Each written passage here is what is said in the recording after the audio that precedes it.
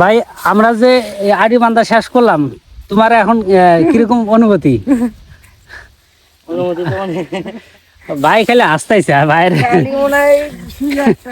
এই কাকা ওঠো, তুমি পুরা ক্ষেত্রে আড়ি বান্ধ দিলে, বান্ধ দিয়ে যদি তুমি শুয়ে পড়ো তাহলে হইব? হ্যাঁ তোমার এখন শরীর কিরকম লাগতেছে? মনে হইতেছে আমি একবার পুরো 5 দিন ধরে আমি একলাই করছি, কিন্তু আমি একটা আড়িও বান্ধা। এখন শোনো, এখন আমাদের কাজ কি? আড়ি দিয়ে এখন পালা করবো। কিভাবে পালা করবা? এখন বেঁধে নিয়ে যাবো গা। কিভাবে পালা করবা একটু দেখায় দাও আমাদের বিএস।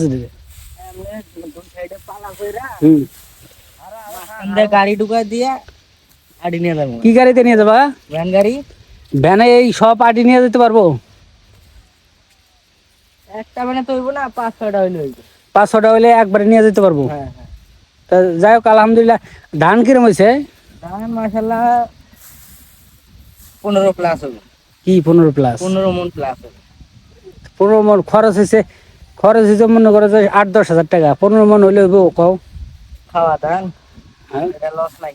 লস নাই না? লস হইলেও কিছু করার নাই, কারণ যেটা দিছে সেটাই। হ্যাঁ, আল্লাহ যেটা দিছে এটাই শুক্রিয়া আর কি। তেমন ভাই আমাদের এখন কাজ কি? জানাবো। হ্যাঁ, তেমন কি আপনি জিরাইবেন নাকি? আমি জিরবা চাইছিলাম, তো তুমি যে শুরু করে দিছো। কে আমি কি করলাম ভাই আপনারে? দৌড় পরস কে মালে ওবা করে গেলি পোকালা গন্তাবো। বাপ কইলাম যে ও দৌড়ায় দৌড়ায় আটি গুনতাছে। পুরা ক্ষেতের মধ্যে কয়শো আটি হয় এটা একটা হিসাব করার জন্য। তা ভাই ওইভাবে হিসাব করে বের করতে পারবো?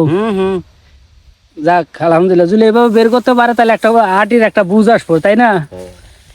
তাই যাই হোক ভিউয়ার্স, এখন আমাদের আটি গণনা চলতেছে, দেখি গণনা কত আসে আমরা এই ভাইয়ের কাছ থেকে জানবো।